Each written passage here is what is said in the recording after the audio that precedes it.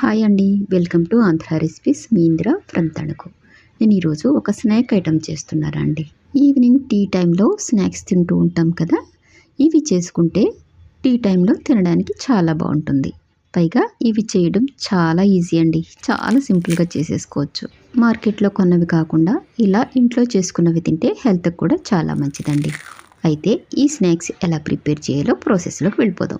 ఒకవేళ నా వీడియోస్ చూడటం ఇదే మొదటిసారి అయితే తప్పకుండా నా ఛానల్ని సబ్స్క్రైబ్ చేసుకోండి. ముందుగా 2 కప్పుల మైదా పిండిని తీసుకోవాలి. మైదా పిండికి బదులు గోధుమ పిండిని కూడా తీసుకోవచ్చండి. ఇప్పుడు 1/2 టీ స్పూన్ వాము వేసుకోవాలి. అలాగే రుచికి సరిపడా సాల్ట్ వేసుకొని బాగా కలుపుకోవాలి. ఇప్పుడు 2-3 టేబుల్ స్పూన్స్ నెయ్యి కానీ లేదా నూనె కానీ వేసుకొని బాగా కలుపుకోవాలి. నెయ్యి పిండి అంతటికి బాగా పట్టేలా బాగా కలుపుకోవాలి. మనము పిండిని తీసి ఇలా ప్రెస్ చేసినప్పుడు ఇలా ఉండకట్టాలండి. ఇలా ఉండకట్టకపోతే ఇంకొంచెం ఆయిల్ వేసుకుని కలుపుకోవాలి. ఇప్పుడు కొద్దిగా వాటర్ యాడ్ చేసుకుంటూ పిండిని బాగా కలుపుకోవాలి. పిండిని చపాతీ ముద్దలా కలుపుకోవాలండి. పిండి మరీ జారుగాను ఉండకూడదు, అలా అని మరీ గట్టిగా కూడా ఉండకూడదు. పిండిని బాగా సాఫ్ట్ అయ్యే వరకు బాగా కలుపుకోవాలి. పిండిని ఇలా కలుపుకున్న తర్వాత మూత పెట్టుకుని పక్కన పెట్టుకోవాలి. ఇప్పుడు ఒక చిన్న బౌల్ తీసుకుని 3 టీ స్పూన్లు నెయ్యి కానీ ఆయిల్ కానీ తీసుకోవాలి. అలాగే 3 టీ స్పూన్లు మైదా పిండిని వేసుకోవాలి. ఇప్పుడు పిండి ఆయిల్ బాగా కలిసేలా బాగా కలుపుకోవాలి. పిండి ఇలా క్రీమ్లా అయ్యే వరకు కలుపుకోవాలండి. ఒకవేళ ఆయిల్ తగ్గితే కొద్దిగా ఆయిల్ వేసుకొని కలుపుకోవాలి.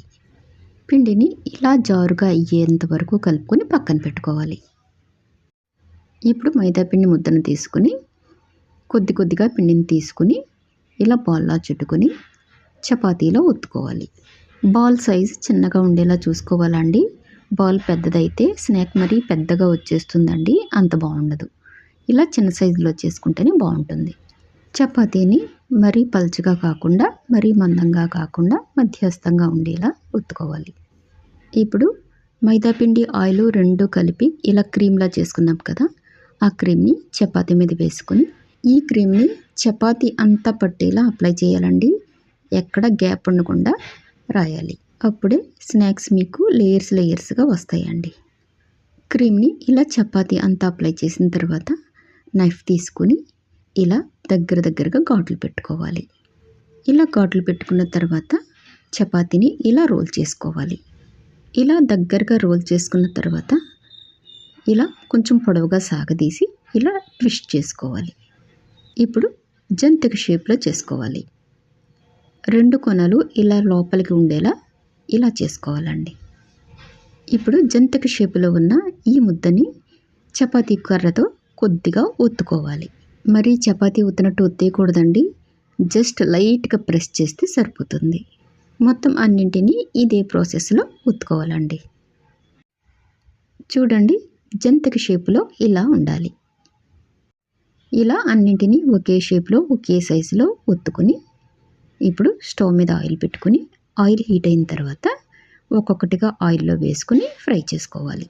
స్టవ్ని మీడియం ఫ్లేమ్లో పెట్టుకుని వేయించుకోవాలి. ఫ్లేమ్ని హైలో పెట్టేస్తే లోపల ఉడకవు, పైన మాడిపోతాయండి. అందుకని మీడియం ఫ్లేమ్లో పెట్టుకుని ఇలా వేయించుకోవాలి. ఒకవైపు వేగిన తర్వాత రెండో వైపునకు తిప్పుకొని రెండో వైపున కూడా వేయించుకోవాలి. ఈ స్నాక్స్ చక్కగా పువ్వులా విచ్చుకుని చాలా బాగుంటాయండి. రెండో వైపు కూడా బాగా వేగిన తర్వాత ఇలా లైట్ గోల్డెన్ కలర్ వచ్చిన తర్వాత తీసేసుకోవాలి. సరిగా వేగకుండా తీసేస్తే లోపల మెత్తగా ఉంటాయండి. సరిగా వేగాయో లేదో చూసుకుని అప్పుడు తీసుకోవాలి. ఇలా లైట్ గోల్డ్ కలర్ వస్తే సరిపోతుందండి. మరీ డార్క్ కలర్ వచ్చేంత వరకు ఉంచితే తీసిన తర్వాత నల్లగా అయిపోతాయండి. అందుకే ఇలా లైట్ కలర్లో ఉన్నప్పుడే తీసేసుకోవాలి.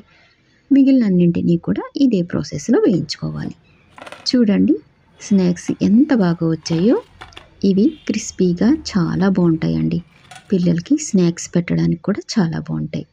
నేను చేసిన ఈ స్నాక్స్ ఎలా ఉన్నాయండి, మీకు నచ్చాయా? అయితే తప్పకుండా మీరు కూడా మీ ఇంట్లో ట్రై చేయండి. అలాగే నేను చేసిన ఈ స్నాక్స్ మీకు నచ్చితే వెంటనే లైక్ చేయండి, షేర్ చేయండి, నా ఛానల్ని సబ్స్క్రైబ్ చేసుకోండి. మరొక డిఫరెంట్ రెసిపీతో మళ్ళీ కలుద్దాం. Thank you for watching.